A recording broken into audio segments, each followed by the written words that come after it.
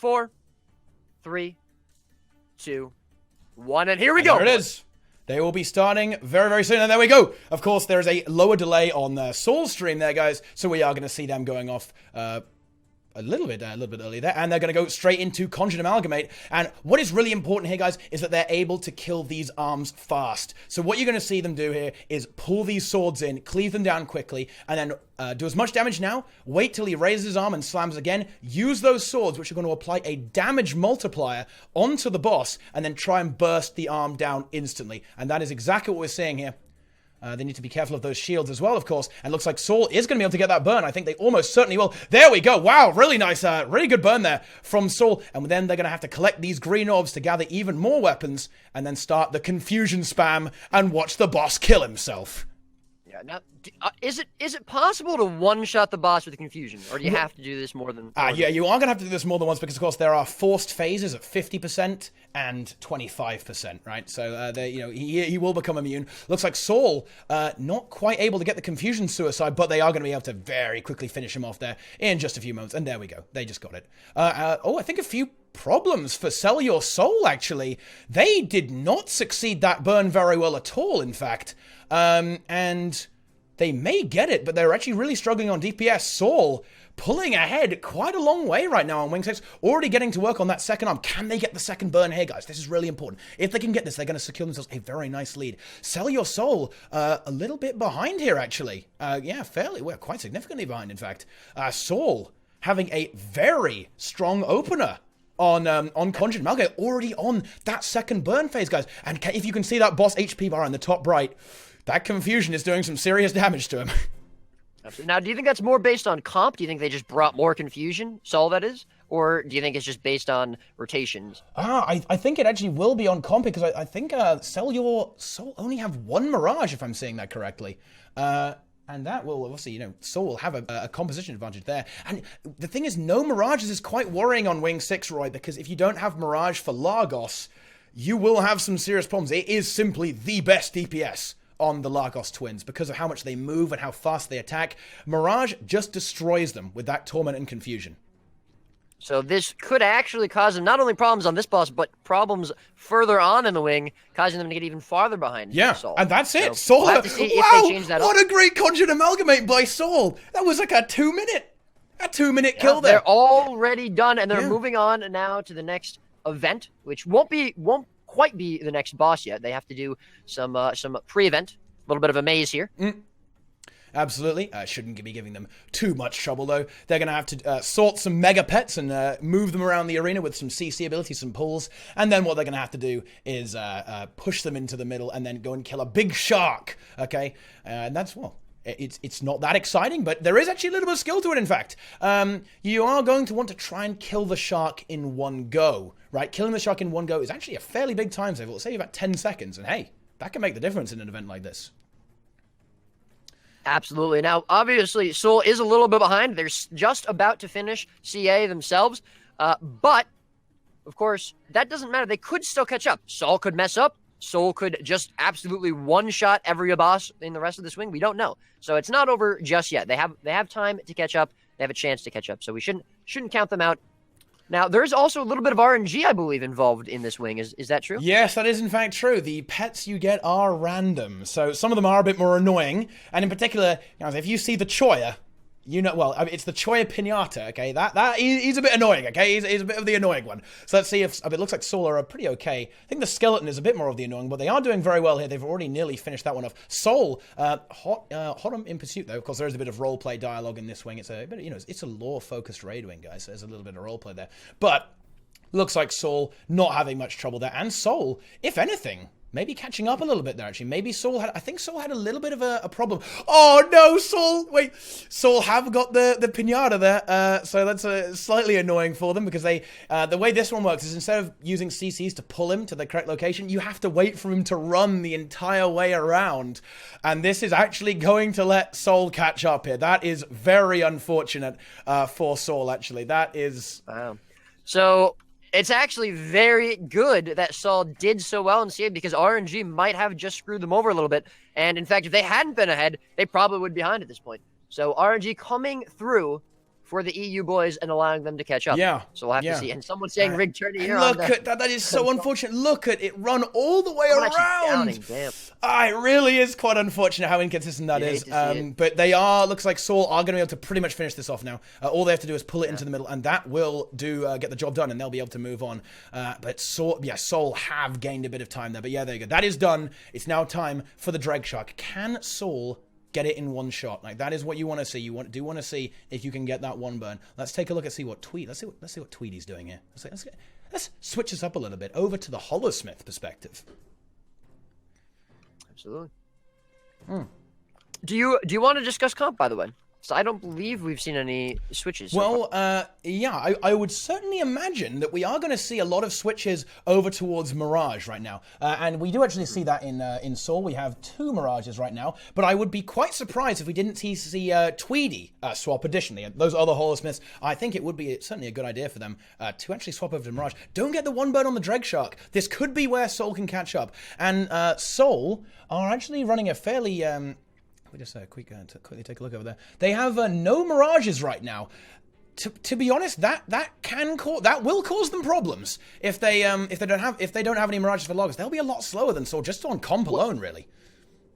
What would you expect them to be swapping out for those Mirages? All the DPS classes need to just play Mirage, really. Like every single one? You don't think there's a single DPS worth taking that is a Mirage? Pretty much no. I mean, if you want to play a little bit safe, you could true. take a Necromancer if you really wanted to have really wanted to play super safe. Or SAUL, TWEEDY's stuck in a bit of a loading screen here, so I think what went wrong there, really, Roy, is a little bit of a mistake with picking when to relog, right? That of course, when it comes to like a speed run, that's really important, right? That you need to be able to determine how you're going to swap the classes and get ready, prepare for the next raid, for the next boss, right? They lost a little bit of time there, but I think it's probably worth it, to be honest, at this point. Look at those Mirages, guys. Are there any Mesmer fans? There are several. Are there any Mesmer fans, guys, in the chat? There's only 3 of these players are not Mesmers in this raid wing. There's a Druid, a Renegade, and a Berserker Warrior. The rest are Chronos and Mirages. So yeah, if anyone here plays Mesmer, or you just like seeing the Mesmer class, you are in luck because this is the boss to do it. And we do see the Mirage swaps coming out for SAUL as well. 5 Mirages. So they do actually have the same amount of Mirages that SAUL have. So we'll have to see if that's going to be enough. Yeah, or maybe they just need to have 10 Mirages. So yeah, just SAUL waiting out the roleplay at the start before the start of this fight. There is, of course, there's a bit of that. And there we go. They're going to get started right now. Here we go. Let's see how quickly they can demolish this boss with confusion and torment. Other than just playing Mirage, what do you think is the most important thing to do correctly on this boss? What will stop you from being able to... For a start, not getting nearly 2 down states on the first charges. That will certainly do it. There are a lot of mechanics on this boss that can really ruin you. But however, if you perform them correctly, it is very, very easy. The one thing to not watch out for is this boss we see here, Nakari. This guy has a deadly charge attack, as you see him leaping across the platform there on SAUL's screen. Very, very dangerous. If you get hit by that, you're going to have a very, very bad time. And on the next platform, when we get to see that, Canute has a very dangerous Boon Rip attack. And the way Mesmer is right now, you will probably have retaliation on you. And if you're attacking really, really fast with everyone at once, you can very quickly kill yourself on the boss. And a very nice burn there from SAUL. They're going to be moving on to the next boss very shortly. Well, right now, in fact. Yeah, and it looks like they are still maintaining their slight lead ahead of SAUL, although SAUL have caught up quite a bit considering how far behind they were after CA ended.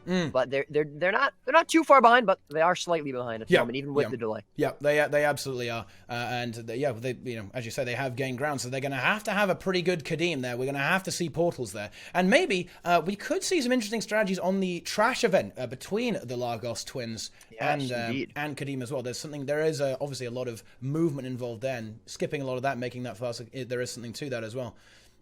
The interesting thing about this boss, of course, is that you know how Guild Wars 2 players, they love to stand on top of each other. Every game mode. People just love to hug each other, right? Just, all over stacking is the best way to play. Yeah, and this is kind of a boss that kind of rustles you a little bit there. You're going to be forced to split into 2 groups, as we see now, and fight both the bosses at once. And this does make you a little bit more fragile, right? If one of those groups dies, okay, losing 1 player is a lot worse, right? If you lose 1 player in a 10-man group, you lose 10%, right? 9. Yeah.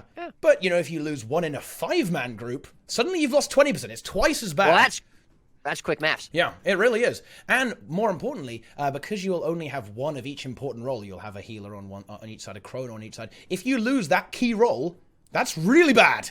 Okay, so any kind of deaths or down states here can really snowball out of control very quickly. Although we don't see that. And in fact, how do we not know? In fact, I thought I saw a healing alley there or something there. SAUL is actually doing the portal strat here, which is quite interesting to see. I believe this is actually not more efficient than conventional strat, but it does seem to be working out for them. They do get a ridiculously fast burn there. So you can actually stack all 10 players together and portal between the two bosses? Is that what you're saying? Yes, that is correct. And I believe their school of thought here will be that they said, aha, we don't want to run a second druid, right? We want to run another DPS class, right? And was that a heal early, or are they actually running an extra DPS class? Because that would make a lot of sense, right? Because this is actually a little bit slower, if executed correctly. But it seems to be working out pretty well for them. Definitely safer, yeah. It's in my opinion, it's actually a little bit risky because you will have to fight the last boss fully in rage the entire time for 25%. And these bosses, if they hit you in enrage, they'll kill you. So it's a bit scary. I am quite surprised to see the strat emerge. But perhaps in their testing, in their training, they did actually find that they were consistently getting better or maybe cleaner runs when they were using this portal strategy. Yeah, that is a big factor, absolutely. Whatever works for you better, I mean, that's probably the strat you want to go for, even if other groups aren't going for it. And it's actually nice to be able to see the two different strats used here, because we'll be able to see which one seems to work better for these groups. Obviously, SAUL still doing pretty well at the moment. Yep, and there's although they are, again, they're still slightly behind. Well, I hate to say actually, this, you know what? Maybe they're not slightly behind, because, yeah, I'd say both bosses for SAUL are at about just under 10%, 5% really. And there's a full death for SAUL as well. This is what I'm talking about. That enrage is so dangerous, guys. And unfortunately, I believe that SAUL have thrown their lead on this by using this strategy. I think they will, yeah. SAUL actually finishing Largos before SAUL. They've completely surpassed SAUL after being behind them this entire raid wing, that RNG playing in their favor, and the more conventional way of doing this boss coming through for them. And now SAUL have fallen behind. And they've lost 2 players on this boss. Obviously, some people GGing now. They have finished Largos, so they are going to be able to swap and go ahead. But they've lost precious time, and they're going to have to make sure that this moving on to Kadim, as well as Kadim, is very clean. Yeah, they're really going to have to break out the DPS and hope they have a very strong composition. And to be honest, Kadim, in my opinion, to run the optimal comp, which is a lot of thieves, right? These very squishy high DPS classes, it can be very risky and very easy to die on this boss. So, I mean, I hate to say it, but I think SAUL is going to have to play very aggressively to make this, to catch up here. Well, assuming that Sell Your Soul don't have some kind of, well, a bit of a clown fiesta situation. But yeah, you've got to hand it to SAUL. They executed that boss well. They had a bit of problem. They had a few problems on Conjured Amalgamate, but they absolutely brought it home during that trash event and on Largos. And yeah, I want to say, what about a 15-second lead or so? What do you think now for SAUL moving into this boss? And again, of course, keeping delay in mind, it definitely looks like they could be ahead. We'll have to see. I mean, obviously, you shouldn't really have any issues with this trash event, but it is possible. Maybe someone dies. Maybe someone goes the wrong way. Who knows? And we'll have to see if SAUL are going to be able to catch up at all. But most likely, SAUL will retain that lead up until Kadim. So it really is going to come down to the boss. Yeah, it absolutely will. You know, I mean, I'm just going to say it, right? Okay. You know, I've died to those flaming orbs, okay? You know, I've died to those. You know, they can kill you. But as you say, a very clean event. Although, what the hell happened there on for Sell Your Soul? Oh, there we go. Yeah, I think there was just a little bit of problem with the triggering the checkpoint there, but they do actually get that, and they're going to be moving on. Things to look out for. They're almost certainly going to be using a solo kiter here. So, you of course, fighting Kadim right at the other side of the platform to make sure he doesn't get any of those slimes in. He's summoning these slimes in, guys, and they make him big and strong. And the thing is, you don't want him big and strong because he'll one-shot you and kill everyone and destroy all the platforms. And that is, well, can't win a raid tournament like that, can you? But yeah, they're probably going to have a solo kiter there to maximize their DPS on these ads while maintaining a quick lamp phase, guys. You're going to have to... You know what? This Hydra is really scary, man. So what you need to do is you need to get your own Hydra to fight it. And that's exactly what the lamp plays. Oh, failed CC there, though, from Sell Your Soul. Massive damage coming out from that meteor shower on that Hydra. Not ideal from them, but they do seem to be doing okay. They have recovered very easily. The Hydra taking good damage. Of course, it will die at 80% HP when they break their lamp to summon their Hydra. And that's exactly what they're going to go do now. There we go. The lamp has been broken. And yeah, this is a fairly significant lead now for Sell Your Soul at this point. Yeah, now, do you think that sending 2 people down is the best way to do it? Obviously, you know, technically you could have more DPS if you only send 1 down. Or more DPS up, I should say. But it's obviously a lot riskier, and if, you know, you're going to have a slower time getting through the trap. Well, it's finding that perfect balance, right, between having a fast lamp. If your lamp is too fast and the Hydra doesn't die from the 80%, then it's actually not really worth to do the lamp any faster. So, you'll want to send less players. But if your Hydra gets below 80%, then actually you need to do your lamp faster, right? Because then, either way, you're wasting time. In both of those situations, you're wasting time. So you do have to kind of watch out for that situation. And as Sell Your, God, the action really is non-stop, isn't it, guys? Over on the right-hand stream on Sell Your Soul, we see an absolutely classic strat here. The portal strat, what you simply do is you have to go and kill some Pyre Guardians to make sure he doesn't have any retaliation or any bad stuff like that. But you simply portal back there, because you're going to need portal later on anyway. And that is going to speed that event up, and this phase in general, up quite a bit. Oh, a few downstates there coming out from Sell Your Soul. Oh yeah, well, you got to be careful. How many times are we going to see these players go down and have to break this lamp during this boss? Because that was just the first time. Yeah, it's going to be 3 times, and it's not a class. Wait, hang on a minute. Oh no!